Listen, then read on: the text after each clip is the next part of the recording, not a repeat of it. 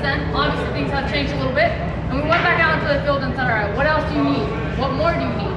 When we talk about the drill specifically, people said, hey, look, you're giving us the power that we need for our everyday applications.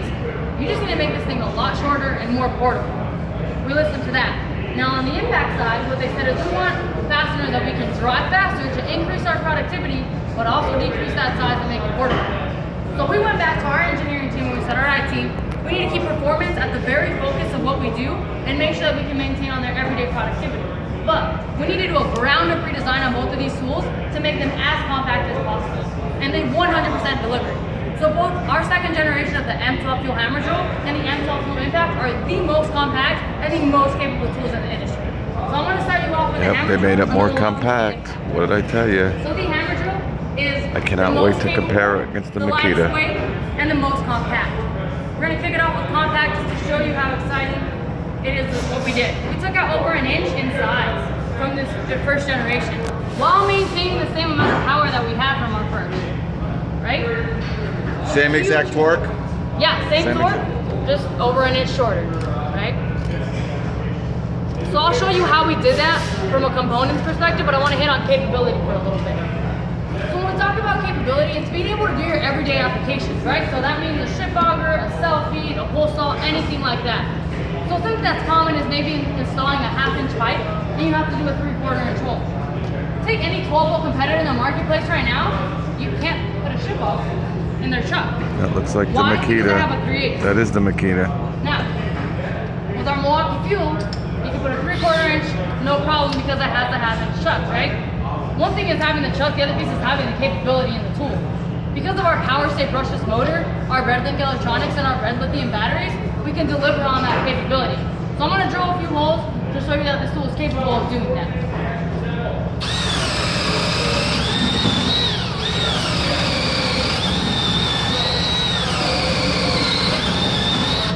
Capability, right? At its finest, doing the everyday applications. Now, like I said earlier, people wanted something that was more lightweight and more compact. This tool is 2.8 pounds, right? Super lightweight, especially if you're doing overhead applications. That's going to cause less fatigue throughout the day, making you more productive. The other piece is that it's more portable. So not only can you put it on or in your tool belt, you can throw it in any compact contractor bag. It's going to fit wherever you go. All right, so this last piece is how compact the tool is. This tool is at 6.6 inches in length. All right, something to keep in mind is that we are the only ones that are this short while having a 1/2 inch chuck on it. So now, like I said, the engineering team did a great job of making this tool 1/2 inch compact. chuck. I want to walk you through those components and show you how we did that. So we're going to start from the motor all the way to the front. So if you look at the second generation is in my right hand. If you look at the motor, it's 11 millimeters shorter, so that's close to 1/2 inch in size, but we maintain the same capability, right? So the same overall power while decreasing the size of the motor. All right, the next one is the electronics. So obviously electronics are really important, right? It protects the tool from overheating, it stops it when it needs to, and at the end of the day, it protects the user. So we had to keep all that in mind while trying to decrease the size.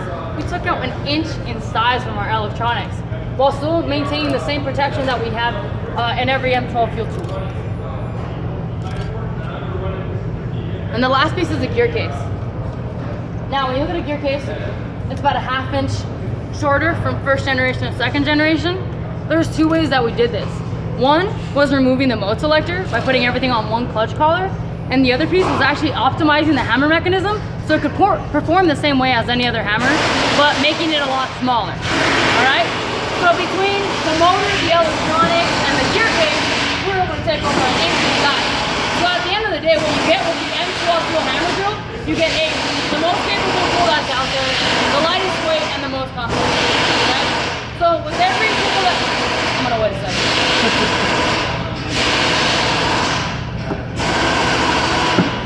All right, now they're done. All right, so with every drill or hammer drill that you see on a job site, you're most likely gonna see an impact, right? Why? Because they work hand in hand. So now I wanna walk you in this direction and show you our second generation of our M12 fuel impact. Sure, they're going to compare it against the brushless Makita. So the M12 fuel impact is the fastest driving, the most compact, and it has 4-mode drive control.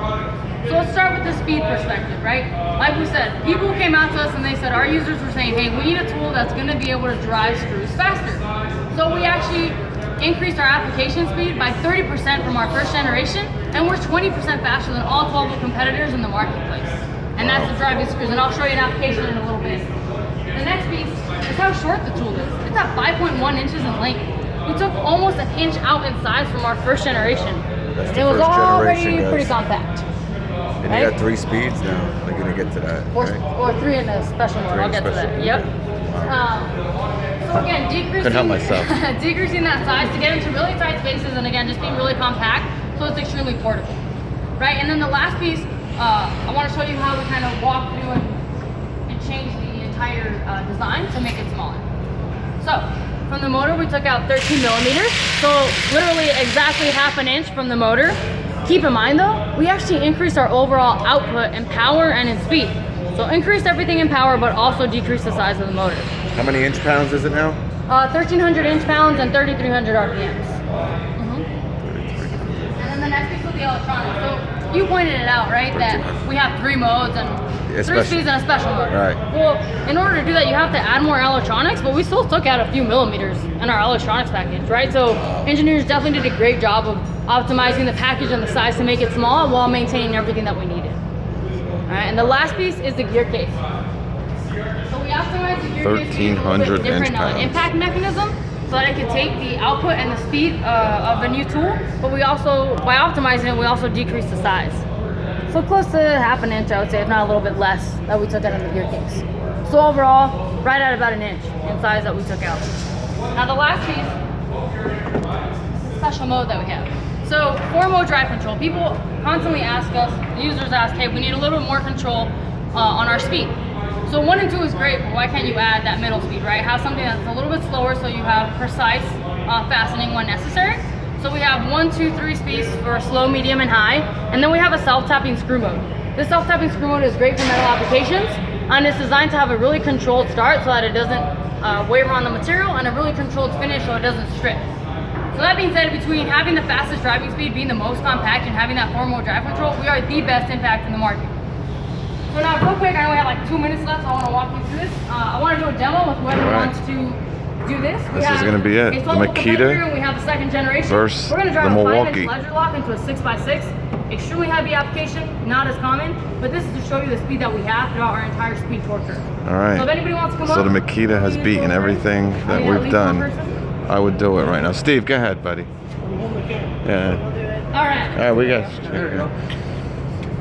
And what we're gonna see here is the new Milwaukee against the new Makita. Let's get in here. Yes, is it in 3? We're good. Ready? 1, 2, 3, go.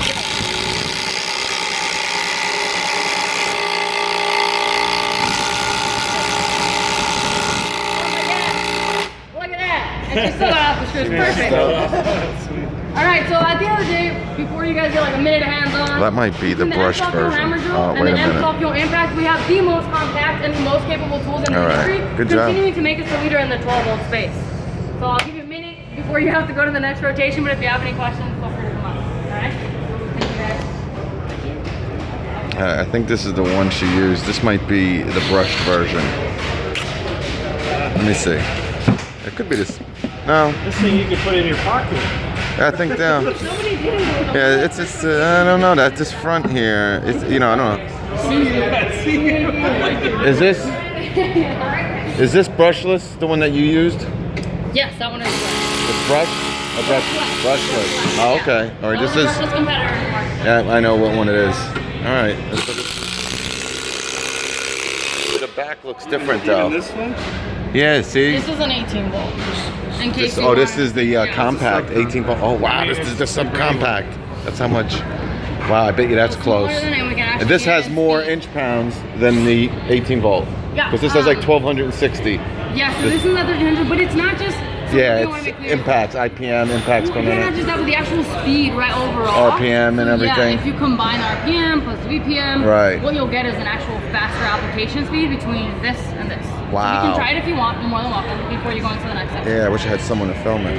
Oh man. So what she's saying is the new 12 volt brushless fuel impact driver is faster than the 18 volt subcompact by you know who. We're not going to say here, but Yeah, and it has, like I said, that self-tapping mode, and it added a speed.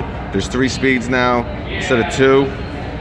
The brushless Makita has 2 speeds and a assist mode. So, man, let me just see the size real quick. I'll leave you alone. So it's just about the same size, guys. I mean, very To make it easier, we'll do this for you. Okay. Yeah, so it's smaller than the Makita.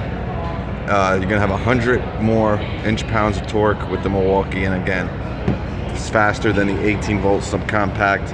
You said faster in drilling one of these. Faster in application speed. So Application speed. Yeah, so I mean, you're going to see that throughout the entire speed torque curve, whether it's a little bit lighter application all the way to a heavier application. Okay. So it's just a little bit more noticeable. More noticeable with these Maybe something specific. that bigger. Okay.